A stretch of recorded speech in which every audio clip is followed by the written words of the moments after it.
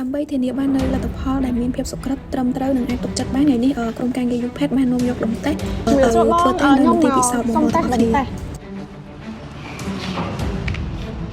គ្នាការធ្វើតេស្តនេះគឺដើម្បីប្រៀបធៀបកម្លាំងបេតុងរវាងបេតុងដែលប្រើប្រាស់ទឹកថ្នាំលាបបេតុងខៃស៊ូនិងបេតុងធម្មតាដែលពួកយើងអត់ប្រើប្រាស់ទឹកថ្នាំតាមរយៈការពិសោធន៍ជាក់ស្ដែងយើងចង់បង្ហាញជូនបងប្អូនទាំងអស់គ្នាឲ្យបានឃើញយ៉ាងច្បាស់ថាការប្រើប្រាស់ទឹកថ្នាំលាបបេតុងខៃស៊ូអាចជួយបង្កើនគុណភាពធ្វើឲ្យបេតុងមានភាពរឹងមាំហើយកម្លាំងសង្កត់ខ្ពស់និងមានប្រសិទ្ធភាពជាងបេតុងធម្មតា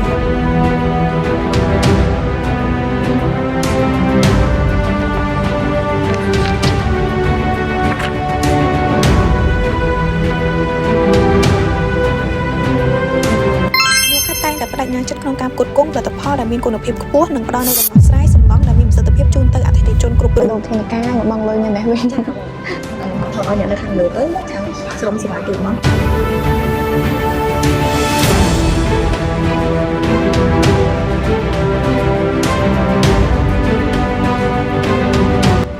តោះបងទាំងអស់គ្នាកុំឲ្យខាត់ពេលយូរទៅតាមដាននៃការសង្កត់ដុំតេស្តរបស់ខ្ញុំទាំងអស់គ្នាតាមលទ្ធផលនៃការធ្វើតេស្តបងបានបង្ហាញយ៉ាងច្បាស់ហ្មងថាបេតុងដែលប្រើប្រាស់ទឹកថ្នាំខៃស៊ូមានកម្លាំងទ្រទ្រង់ការសង្កត់ខ្ពស់ជាងកម្លាំងបេតុងដែលយើងអត់ប្រើប្រាស់ទឹកថ្នាំហើយនេះគឺជាភស្តុតាងដែលបញ្ជាក់ពីប្រសិទ្ធភាពនិងគុណភាពរបស់ខៃស៊ូក្នុងការជួយបង្កើនកម្លាំងនិងគុណភាពរបស់បេតុងជាចុងក្រោយសូមអរគុណចំពោះបងដែលតែងតែតាមដានវីដេអូរបស់យើងទាំងអស់គ្នាបើសិនបើបងកំពុងតែស្វែងរកទឹកថ្នាំលាបបេតុងដែលមានគុណភាពខ្ពស់និងជួយបង្កើនកម្លាំងគុណភាពបេតុងបងកុំភ្លេចទាក់ទងមកកាន់ YouPet